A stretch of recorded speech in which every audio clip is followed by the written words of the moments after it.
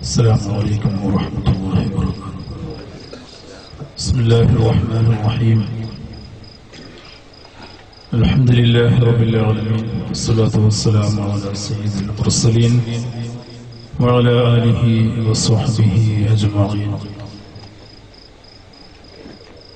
ഏറ്റവും സ്നേഹവും ബഹുമാനമുള്ള സയ്യിദന്മാർ, ഉസ്താദുമാർ, പ്രിയപ്പെട്ട മുഅല്ലിം മുതഅല്ലിം സുഹൃത്തുക്കൾ,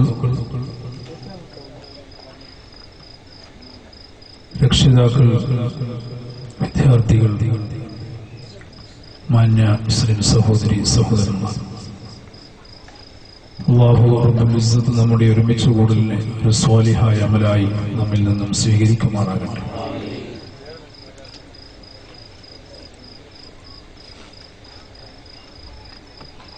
കർണാടക സ്റ്റേറ്റ് SSFന്റെ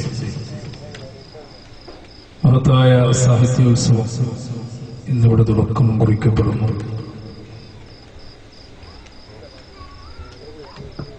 മഹാന്മാരായ പൂർവികന്മാരുടെയും സയ്യിദന്മാരുടെയും ഒക്കെ അനുഗ്രഹത്തോടുകൂടി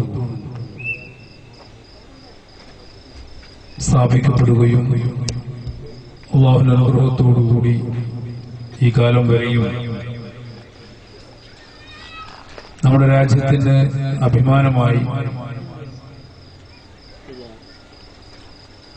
ഇവിടെ പ്രവർത്തിച്ചുകൊണ്ടിരിക്കുകയും ചെയ്യുന്ന മഹത്തായ വിദ്യാർത്ഥി സംഘടനയാണ് SSF.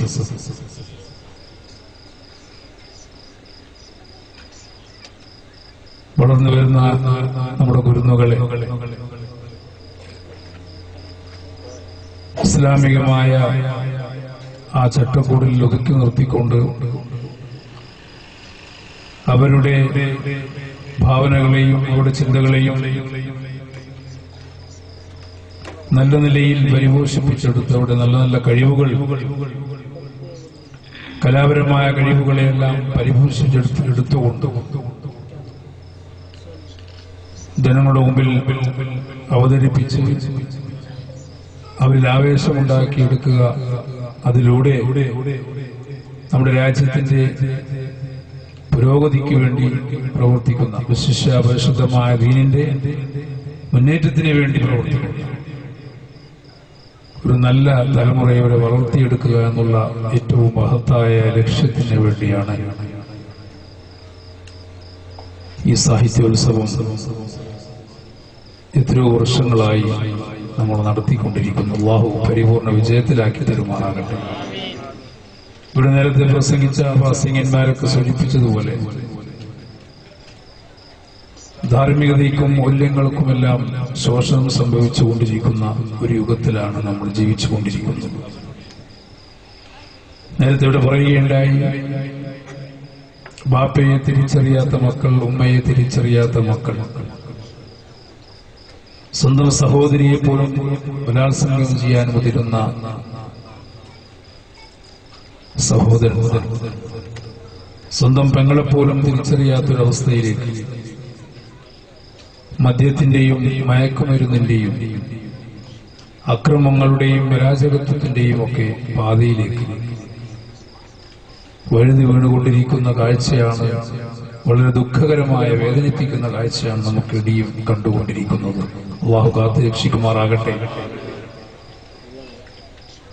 നാം മനസ്സിലാക്കണം, ഈ അടുത്ത പത്രത്തിൽ നമ്മൾ ഒരു വാർത്ത വായിച്ചു. 14 വയസ്സുള്ള ഒരു ആൺകുട്ടി 12 വയസ്സുള്ള ഒരു പെൺകുട്ടിയെ ബലാത്സംഗം ചെയ്തു. അതിന്റെ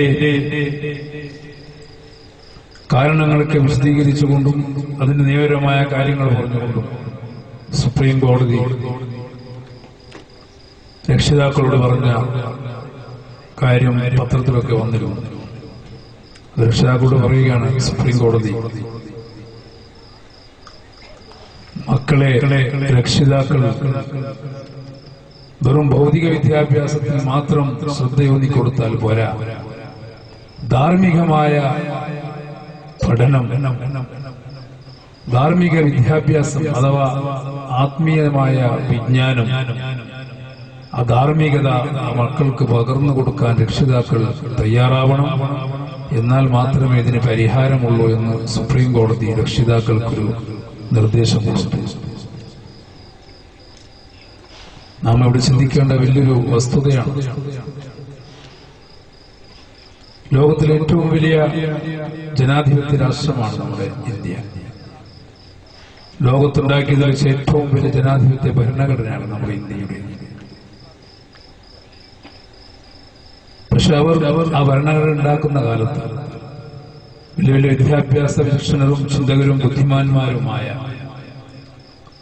നമ്മുടെ നേതാക്കൾ അന്ന് ഭരണഘടന ഉണ്ടാക്കുമ്പോൾ ഇങ്ങനെയുള്ള ഒരു 12 വയസ്സുള്ള ഒരു പെൺകുട്ടിയെ 14 വയസ്സുള്ള ഒരു ആൺകുട്ടി ബലാത്സംഗം ചെയ്യുന്നു. അതിന് ഭരണഘടനയിൽ ഏതൊരു നിയമം എഴുതി വെക്കണമെന്ന് അവർക്ക് ചിന്തിക്കേണ്ടി വന്നിരുന്നില്ല. അവരൊരിക്കലും സ്വപ്നത്തിൽ പോലും അവർ വിചാരിച്ചു കാണില്ല ഇങ്ങനെ ഒരു സംഭവം ഉണ്ടാകും. ഡൽഹിയിൽ കൂട്ടബലാത്സംഗം നടന്നു. ലോക മനസ്സാക്ഷിയെ പോലും ഞെട്ടിച്ച സംഭവം.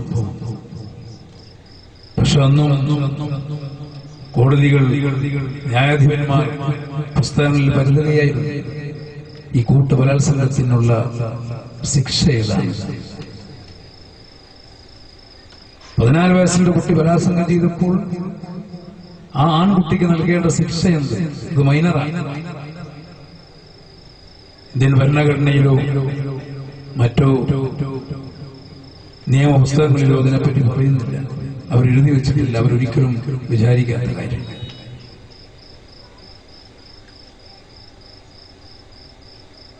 ഈ നിലക്ക് വളരെ നീചമായ നിലയിൽ മൃഗങ്ങൾ പോലും നാണിച്ചു പോകുന്ന ഒരവസ്ഥ വിശേഷത്തിലേക്ക് മനുഷ്യന്റെ വികാരങ്ങളും ചിന്തകളും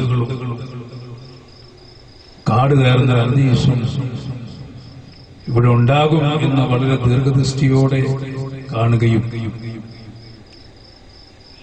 അതിനുള്ള പരിഹാരമായി നമ്മുടെ കോടതികളും ന്യായാധിപന്മാരും ഇപ്പോഴാണ് പറയുന്നത് ധാർമ്മിക വിദ്യാഭ്യാസം നൽകണമെന്ന് മക്കൾക്ക്, രക്ഷിതാക്കളും. പക്ഷേ എത്രയോ പതിറ്റാണ്ടുകൾക്ക് മുമ്പ് തന്നെ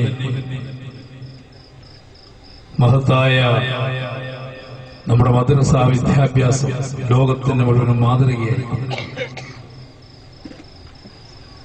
നമുക്ക് നമ്മുടെ രാജ്യത്ത് ആരംഭിക്കുവാൻ സാധിച്ചിട്ടുണ്ടെങ്കിൽ നമ്മുടെ മക്കൾ ധാർമ്മികമായ മദ്രസകളിൽ ചെന്നുകൊണ്ട് പരിശുദ്ധമായ ദീനിന്റെ ഉലൂമുകൾ പഠിച്ചുകൊണ്ട് ഈ രാജ്യത്തിന് അഭിമാനമുള്ള മക്കളായി മാറിയിട്ടുണ്ട്. എന്റെ പ്രിയപ്പെട്ട രക്ഷിതാക്കളെ, നാം എത്രമാത്രം ആ കാര്യത്തിൽ അല്ലാഹുവിന് സ്തുതി അർപ്പിക്കേണ്ടതുണ്ട്. നമ്മുടെ കഴിഞ്ഞുപോയ നേതാക്കളും ഇപ്പോൾ ജീവിച്ചിരിക്കുന്ന മഹത്തുക്കൾ, ഞാൻ ഓർത്തുപോകുന്നു വന്നിരായ ശൈഖുനാ എം.എ. ഉസ്താദ്, അല്ലാഹു ദീർഘായുസ്സും ആഫിയത്തും നൽകി അനുഗ്രഹിക്കുമാറാകട്ടെ. അവിടുത്തെ ബുദ്ധിയിൽ നിന്ന് ഉദിച്ചു നമ്മൾ ഇന്ന് കാണുന്ന മഹത്തായ മദ്രസ സമ്പ്രദായം അതിനെ ഏകോപിപ്പിച്ചുകൊണ്ട് നമ്മുടെ വിദ്യാഭ്യാസ ബോർഡ് ആദ്യമായി രൂപം കൊള്ളുന്നത് മഹാനവറുകളുടെ ആ ചിന്തയിൽ നിന്നും ബുദ്ധിയിൽ നിന്നും ഉദിച്ച ഒരു ആശയത്തിലൂടെയാണ്. ഇന്ന് 10,000-കണക്കിന് മദ്രസകൾ നമ്മുടെ നാടുകളിൽ കുട്ടികൾക്ക് ധാർമ്മികമായ മൂല്യങ്ങൾ പകർന്നുകൊണ്ടിരിക്കുന്നു. അതുപോലെ തന്നെ ഉസ്താദുമാർ അവർ അഹോരാത്രം കഠിനാധ്വാനം ചെയ്തുകൊണ്ട് നമ്മുടെ മക്കൾക്ക് ദീനി ഉലൂമുകൾ പഠിപ്പിക്കുകയാണ്. അല്ലാഹു അവർക്കൊക്കെയും ദീർഘായുസ്സും ആഫിയത്തും നൽകി അനുഗ്രഹിക്കുമാറാകട്ടെ. ഞാൻ പറഞ്ഞു ആ നിലക്ക് വളരെ ആസൂത്രിതമായിക്കൊണ്ട് നമ്മുടെ മക്കളുടെ ഭാവി വളരെ ദീർഘദൃഷ്ടിയോടെ കണ്ടുകൊണ്ട് അവരൊരിക്കലും ഈ രാജ്യത്തിന് ഒരു ഭാരമായി അല്ലെങ്കിൽ ഒരു ശാപമായി മാറാൻ പാടില്ല, സമൂഹത്തിന് ഒരു ശാപമായി മാറാൻ പാടില്ല. ആ മക്കൾ ഈ രാജ്യത്തിന്റെ ഐക്യത്തിനും അഖണ്ഡതയ്ക്കും വേണ്ടി പ്രവർത്തിക്കുന്നു, സമാധാനത്തിന് വേണ്ടിയും മതസൗഹാർദ്ദത്തിന് വേണ്ടിയും പ്രയത്നിക്കുന്നു. സ്വന്തം മാതാപിതാക്കളെയും ഉസ്താദുമാരെയും ഒക്കെയും ബഹുമാനിക്കുകയും ആദരിക്കുകയും ചെയ്യുന്ന പരിശുദ്ധമായ ദീനിന്റെ മുന്നേറ്റത്തിന് വേണ്ടി പ്രവർത്തിക്കുന്ന ഒരു നല്ല തലമുറയായി വളർന്നു വരണമെന്നവർ വളരെ മുൻകൂട്ടി കണ്ടുകൊണ്ട് ഉണ്ടാക്കിയ ഏറ്റവും മികച്ച പ്രവർത്തനങ്ങളിൽ ഒന്നാണ് SSF എന്ന് പറയുന്ന മഹത്തായ സംഘടന. അല്ലാഹു നിലനിർത്തി തരുമാറാകട്ടെ. ഇപ്പോൾ ഈ സാഹിത്യോത്സവം തന്നെ നമുക്ക് ചിന്തിച്ചു നോക്കിയാൽ മനസ്സിലാക്കാൻ സാധിക്കും എത്രമാത്രം അതിന് ആസൂത്രിതമായ പ്രവർത്തനങ്ങളും കാര്യങ്ങളും വേണം. എത്ര ഉസ്താദുമാർ, എത്ര പ്രവർത്തകന്മാർ ഇതിനു വേണ്ടി രാത്രിയും പകലും ഊണും ഉറക്കുമില്ലാതെ അധ്വാനിച്ച് പ്രവർത്തിച്ചുകൊണ്ടിരിക്കുകയാണ്. നമ്മുടെ നാട്ടിലൊക്കെ സ്കൂൾ യുവജനോത്സവം നടക്കാറുണ്ട്. കർണാടകയിലുണ്ടോന്ന് അറിയില്ല, കേരളത്തിലൊക്കെ. അതൊക്കെ ഗവൺമെന്റ് തലത്തിലാണ് അതിന്റെയൊക്കെ പരിപാടികളും ആസൂത്രണവും ഒക്കെ. എന്നിട്ടും അവർക്കെല്ലാം പലതും പാളിപ്പോകും. ഇവിടെ ചിന്തിക്കണം, ഇതിന് ആ നിലക്കുള്ള സെറ്റപ്പ് ഒന്നുമില്ല. ഈ കുറച്ച് ഉസ്താദുമാരൊക്കെ കൂടി അതിനൊരു കോലമുണ്ടാക്കി എന്തെങ്കിലും കഴിയുന്നവരിന്ന് സഹായമൊക്കെ വാങ്ങി ആ മക്കൾ ഇന്നിപ്പോ ഇവിടെ 600-700 കുട്ടികളാണ് മാറ്റിവെക്കുന്നത്. ആ കുട്ടികളെയൊക്കെ ഇവിടെ കൊണ്ടുവന്ന് അവർക്ക് ഭക്ഷണവും കാര്യങ്ങളും താമസവും നിങ്ങളൊന്ന് ഓർത്തു നോക്കുന്നു. പ്രിയപ്പെട്ട രക്ഷിതാക്കൾ, എത്ര സെറ്റപ്പോട് കൂടിയാണ് അവർ ആ പരിപാടികളൊക്കെ ആസൂത്രണം ചെയ്തുകൊണ്ടിരിക്കുന്നത്. എന്തിനു വേണ്ടി? അവർക്ക് എന്തെങ്കിലും ലാഭമാണ് പ്രതീക്ഷിച്ചിട്ടല്ല. നമ്മുടെ ഉസ്താദുമാരും നമ്മുടെ സയ്യിദന്മാരും ഒക്കെ ഇത്രമാത്രം കഠിനാധ്വാനം ചെയ്തുകൊണ്ട് നമ്മുടെ മക്കൾ നന്നായി വളരണം, പരിശുദ്ധമായ അഹ്ലുസ് സുന്നത്തി വൽ ജമാഅത്തിന്റെ വിശ്വാസ ആശയ ആദർശങ്ങൾ ഇവിടെ നിലനിൽക്കണം എന്നവർ ആഗ്രഹിച്ചുകൊണ്ട് പ്രവർത്തിക്കുന്നത് നോക്കൂ നിങ്ങൾ. മഹാനായ താജുൽ ഉലമ അല്ലാഹു ദീർഘായുസ്സും ആഫിയത്തും നൽകുമാറാകട്ടെ. 90 വയസ്സ് പ്രായം കഴിഞ്ഞു. ഇന്നലെ MA ഉസ്താദ് 90 വയസ്സ് പ്രായം കഴിഞ്ഞു. അവരൊക്കെ 90 പിന്നിട്ടവരാണ്. ജീവിതത്തിന്റെ സായം സന്ധിയിലേക്കാണ് കടന്നുപോയിക്കൊണ്ടിരിക്കുന്നത്. ഈ സമയത്തും അവരുടെ ചിന്തയും അവരുടെ വികാരങ്ങളും അവരുടെ പ്രാർത്ഥനയും നമുക്കും നമ്മുടെ മക്കൾക്കും നമ്മുടെ കുടുംബത്തിനും വേണ്ടിയാണ്. പരിശുദ്ധമായ ദീനിന്റെ നിലനിൽപ്പിന് വേണ്ടി ഈ സമയത്തും അവർ പ്രവർത്തിക്കുന്നു, അവർ ദുആ ചെയ്യുന്നു, അവർ നമുക്ക് ആവേശം നൽകിക്കൊണ്ടിരിക്കുന്നു. അവർക്ക് എന്തെങ്കിലും ലാഭം, ഭൗതികമായ നേട്ടം ആഗ്രഹിച്ചുകൊണ്ടാണോ? നാം ചിന്തിക്കേണ്ടതുണ്ട്. അവരുടെ ചിന്തകളും അവരുടെ വികാരങ്ങളും എല്ലാം കഴിവും ശക്തിയും ഊർജവും എല്ലാം വിനിയോഗിച്ചത് പരിശുദ്ധമായ ദീനിന്റെ മുന്നേറ്റത്തിനും ആ ദീനിന്റെ പ്രചരണത്തിനും നമ്മുടെ വളരുന്ന തലമുറയുടെ നന്മക്കും വേണ്ടിയാണ് എന്ന് ചിന്തിക്കുമ്പോൾ അവരൊക്കെ പ്രവർത്തിച്ചതിന്റെ എന്തെങ്കിലും ഒരു നേർത്തൊരംശമെങ്കിലും ഈ ആയുസ്സിനിടയിൽ എനിക്കും നിങ്ങൾക്കും പ്രവർത്തിക്കുവാൻ സാധിച്ചിട്ടുണ്ടോ? നമ്മളെ കൊണ്ട് കഴിഞ്ഞ എന്ത് സംഭാവന നാം ഇതിന് നൽകി എന്നുള്ളത് ഇങ്ങനെയുള്ള പരിപാടികളൊക്കെ നടക്കുമ്പോൾ ഒരു ആത്മപരിശോധന നമ്മൾ സ്വയം നടത്തുന്നത് വളരെ ഉപകാരപ്രദമായിരിക്കും. അങ്ങനെ ചിന്തിക്കുമ്പോൾ നമുക്ക് തോന്നാം നമ്മുടേത് വെറും വട്ടപൂജ്യമാണ്, ഒരു സംഭാവനയും ഈ ആയുസ്സിൽ നമുക്ക് നൽകാൻ സാധിച്ചിട്ടില്ലല്ലോ എന്ന്. അപ്പോൾ അങ്ങനെയുള്ള നിരാശരാകുന്നവർക്ക് നല്ല സുവർണ അവസരമാണ് ഇതുപോലുള്ള അവസരം. ഇതിനുവേണ്ടിയിട്ട് സഹായിക്കുക, സഹകരിക്കുക വളരെയധികം പുണ്യമുള്ള കാര്യം. ഇങ്ങനെയുള്ള നല്ല നല്ല കാര്യങ്ങൾ മുന്നിൽ വരുമ്പോൾ അത് പിന്നീട് നോക്കാം, നാളെ നോക്കാം എന്ന് പറഞ്ഞ് മാറ്റിവെക്കുന്ന പ്രവണത ഒരിക്കലും നമുക്കുണ്ടാകാൻ പാടില്ല. കാരണം എല്ലാം ചുരുങ്ങി വരുന്ന നമ്മുടെ ആയുസ് ചുരുങ്ങി വരികയാണ്. പഴയ ആളുകളൊക്കെ തലമുറയിൽ 100ഉം 120ഉം വയസ്സ് വരെ ജീവിച്ച ആളുകൾ ഉണ്ടായിരുന്നു. പക്ഷേ ഇനി അപൂർവമാണ്. അല്ലാഹു ദീർഘായുസ്സ് നൽകുമാറായി. അതൊക്കെ അപൂർവമായിക്കൊണ്ടിരിക്കുന്നു. ഒരു പുരുഷായുസ് ജീവിച്ചാൽ തന്നെ 60 വയസ്സൊക്കെ ജീവിക്കാന്ന് വെച്ചാൽ തന്നെ ഒരു വലിയൊരു സംഭവമായി മാറുകയാണ്. ഇത്ര ചെറുപ്പക്കാർ 20ഉം 25ഉം 30ഉം വയസ്സിനകത്ത് തന്നെ ബൈക്ക് അപകടങ്ങളിൽ ആക്സിഡന്റിൽ മരിക്കുന്നു. 50% യുവാക്കളാണ്. അല്ലാഹു കാത്തുരക്ഷിക്കുമാറാകട്ടെ. മാരകമായ രോഗങ്ങൾ വന്ന് മരണങ്ങൾ സംഭവിക്കുന്നു. പെട്ടെന്നുള്ള മരണങ്ങൾ വർദ്ധിക്കുന്നു. എന്ന് മാത്രമല്ല മറ്റുള്ള നിലക്കെല്ലാം സാമ്പത്തികമായും ആരോഗ്യപരമായും എല്ലാം ചുരുങ്ങി ചുരുങ്ങി വരുന്നൊരവസ്ഥയിലാണ്. ദുരന്തങ്ങൾ, ഭൂമികുലുക്കങ്ങളാണെങ്കിലും വെള്ളപ്പൊക്കങ്ങളും കൊടുങ്കാറ്റുകളും ഇങ്ങനെയുള്ള മറ്റുള്ള പ്രകൃതി ദുരന്തങ്ങൾ അതൊക്കെ വർദ്ധിക്കുകയാണ്. ഒരു ദുരന്തം വരുമ്പോൾ ലക്ഷക്കണക്കിന് ആളുകളാണ് മരിച്ചു പോകുന്നത്.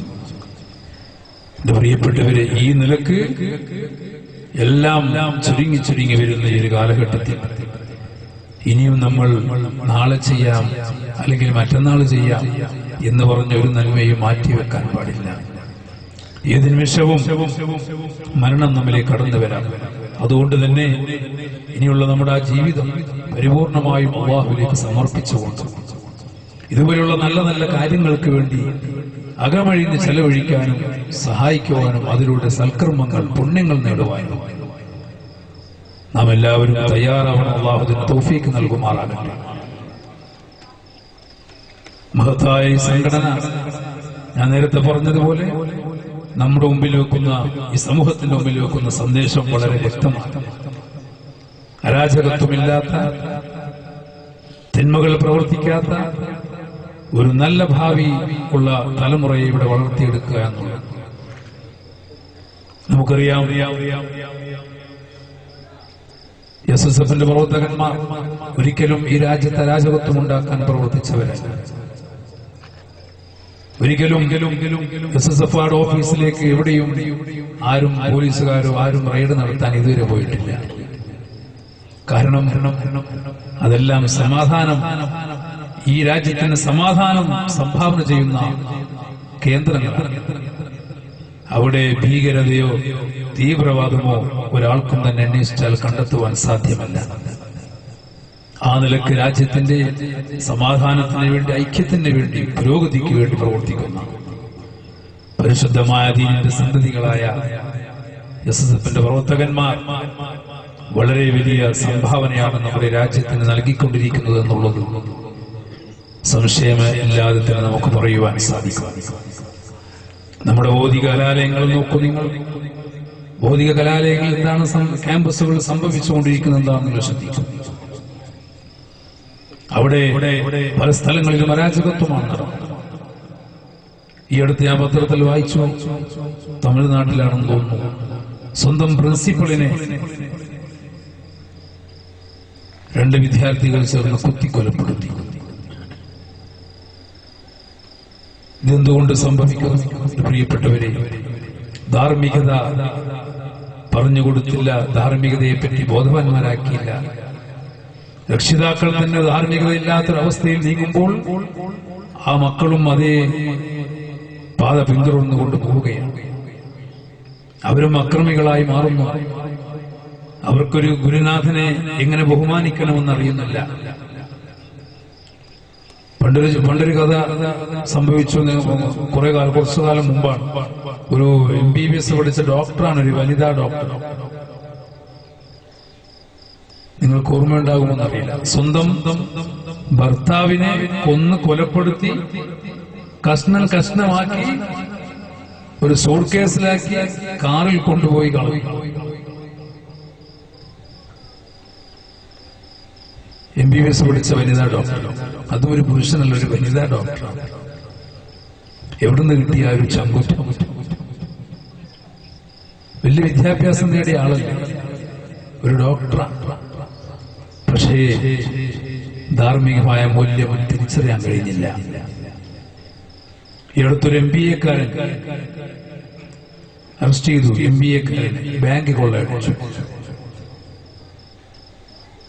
വലിയ വിദ്യാഭ്യാസ വിചക്ഷണയായ മാതാവ്, വളരെ വലിയ ഡിഗ്രികളൊക്കെ ഉള്ള വലിയ വിദ്യാഭ്യാസമുള്ള ഒരു അമ്മയുടെ മകൻ. അവനാണെങ്കിൽ MBA ഫസ്റ്റ് റാങ്കോടെ MBA പാസ്സായ ഒരു ചെറുപ്പക്കാരൻ, 1ാം റാങ്കായിരുന്നു. അവനാണ് ബാങ്ക് കൊള്ളയടിച്ചത്. എന്നിട്ട് പോലീസ് പിടിച്ച് ചോദ്യം ചെയ്തപ്പോൾ അവൻ പറഞ്ഞു, എന്തിനു വേണ്ടി ഇങ്ങനെ ചെയ്തു? നീ ഇത്രയും വിദ്യാഭ്യാസമുള്ള അമ്മ, അച്ഛൻ, നിനക്കും ഇങ്ങനെ വിദ്യാഭ്യാസം? അപ്പോൾ അവൻ പറയുന്നു, എനിക്ക് അങ്ങനെ ആർഭാടമായി ജീവിക്കാൻ അമ്മ എനിക്ക് പണം തരുന്നില്ല. ചോദിക്കുമ്പോൾ എനിക്ക് ആർഭാടമായി ജീവിക്കണം, അതുകൊണ്ട് ഞാൻ ബാങ്ക് കൊള്ളയടിച്ചു. അവനെ പഠിച്ച MBA എന്ന ഡിഗ്രിയിലൂടെ അവന്റെ കണ്ണുകൊണ്ട് അവൻ കണ്ടത് അതാണ്. നാം മനസ്സിലാക്കണം. അപ്പോൾ ഉന്നതമായ വിദ്യാഭ്യാസം, ഭൗതികമായ ഉന്നതമായ വിദ്യാഭ്യാസം എന്ന് പറഞ്ഞതുകൊണ്ട് കാര്യമില്ല. അതാണ് ഞാൻ നേരത്തെ പറഞ്ഞത്. നമ്മുടെ കോടതി നമ്മോട് പറഞ്ഞത്, രക്ഷിതാക്കളോട് പറഞ്ഞത്, ധാർമ്മിക വിദ്യാഭ്യാസം നൽകാൻ രക്ഷിതാക്കൾ തയ്യാറാവണം. ഡോക്ടർമാരുണ്ടാകണം നമുക്ക്. പക്ഷേ നമ്മുടെ ഡോക്ടർമാരും നമ്മുടെ എഞ്ചിനീയർമാരും കൃത്യമായി നിസ്കരിക്കുന്ന ഡോക്ടർമാർ നമുക്ക് വേണം. സലാത്ത് ചൊല്ലുന്ന ഡോക്ടർമാർ വേണം. ദിക്ർ ചൊല്ലുന്ന ഡോക്ടർമാർ വേണം. ഉസ്താദുമാരെ ബഹുമാനിക്കുകയും സയ്യിദന്മാരെ ബഹുമാനിക്കുകയൊക്കെ ചെയ്യുന്ന ഡോക്ടർമാർ. പരിശുദ്ധമായ ജമാഅത്തിന്റെ ആശയാദർശങ്ങൾക്കനുസരിച്ചുകൊണ്ട് ഈ രാജ്യത്തിന്റെ സമാധാനത്തിനും സൗഹാർദ്ദത്തിനും ഐക്യത്തിനും എല്ലാം വേണ്ടി പ്രവർത്തിക്കുന്ന ഡോക്ടർമാരും എഞ്ചിനീയർമാരും MBA-ക്കാരും വക്കീലന്മാരും ഒക്കെ നമുക്ക് വേണം. അല്ലാഹു അതിന്റെ തൗഫീഖ് നൽകുമാറാകട്ടെ. ആ നിലക്കുള്ള ഒരു പ്രവർത്തന മുന്നേറ്റമാണ് ഇവിടെ നമ്മുടെ സുന്നി സംഘടനകൾ നടത്തിക്കൊണ്ടിരിക്കുന്നത്. അതിൽ വിശിഷ്യ SSF എന്ന മഹത്തായ സംഘടന നടത്തിക്കൊണ്ടിരിക്കുന്നത്. അവരിൽ നമുക്കറിയാം എത്രയോ നല്ല നല്ല ഉന്നതമായ ബിരുദങ്ങളൊക്കെ കരസ്ഥമാക്കി വലിയ വലിയ പോസ്റ്റുകളിലൊക്കെ ചെന്ന് ജോലി ചെയ്യുന്ന ഗവൺമെന്റ് ഉദ്യോഗത്തിലും മറ്റു കമ്പനികളുടെ തലപ്പത്തുമൊക്കെ അവർ ജോലി ചെയ്യുന്നുണ്ട്, പ്രവർത്തിക്കുന്നുണ്ട്. അവർ ശരിക്കും ആ ഇസ്ലാമികമായ ചിട്ടയോടുകൂടി തന്നെ ഈ രാജ്യത്തും അതുപോലെ പുറം വിദേശ രാജ്യങ്ങളിലുമൊക്കെ പോയി അവർ ജോലി ചെയ്യുന്നുണ്ട്. പ്രിയപ്പെട്ടതൊക്കെ നമുക്ക് അഭിമാനമാണ്. അതുകൊണ്ട് ഈ സംഘടനയുടെ പ്രവർത്തനങ്ങൾ മുഴുവനും നല്ല നിലക്ക് സഹായിച്ച് അതിനെ വിജയിപ്പിക്കുക എന്നുള്ളത് നമ്മുടെ ഓരോരുത്തരുടെയും കടമയാണെന്ന് മാത്രം ഈ സമയത്ത് ഞാൻ ഓർമ്മപ്പെടുത്തുകയാണ്. വളരെ വലിയൊരു സാമ്പത്തിക ബാധ്യതയുള്ള ഒരു പരിപാടിയാണ്. നമുക്കറിയാം എത്രയോ 600ഓളം കുട്ടികൾ 3 ദിവസക്കാലം ഇവിടെ താമസിക്കണം, അവർക്ക് ഭക്ഷണം കഴിക്കണം, മറ്റുള്ള ചെലവുകൾ, ഇങ്ങനെ വളരെ വലിയൊരു ചെലവ് വരുന്ന ഒരു പദ്ധതിയാണ്. നിങ്ങളെല്ലാവരും അകമഴിഞ്ഞ് സഹായിച്ചുകൊണ്ട് ആ ഒരു പരിപാടി വിജയിപ്പിക്കുക. ആ കുട്ടികൾക്ക് ഇനിയും ഇതുപോലുള്ള പരിപാടികൾ സംഘടിപ്പിക്കാനുള്ള ആവേശവും ഊർജവും നൽകുവാൻ വേണ്ടി നമ്മൾ തയ്യാറാവുക. ഇതിനുവേണ്ടി സഹകരിച്ച എല്ലാവർക്കും അല്ലാഹു ഇരു ലോകത്തും തക്കതായ പ്രതിഫലം നൽകി അനുഗ്രഹിക്കുമാറാകട്ടെ. ഈ മഹത്തായ പരിപാടി അല്ലാഹു പരിപൂർണ വിജയത്തിലാക്കി തരുമാറാകട്ടെ. ദുആ ചെയ്തുകൊണ്ട് ഞാൻ എന്റെ വാക്കുകൾ ഉപസംഹരിക്കുന്നു. എല്ലാ വിജയാശംസകളും നേർന്നുകൊണ്ട് ദുആ ചെയ്തതിനു ശേഷം നമുക്ക് പിരിയാം. അതിനു മുമ്പ് നിങ്ങൾ കയ്യിലുള്ള സംഭാവന ഇവിടെ ഏൽപ്പിക്കണം. അത് കഴിഞ്ഞ് നമുക്ക് ദുആ ചെയ്യാം.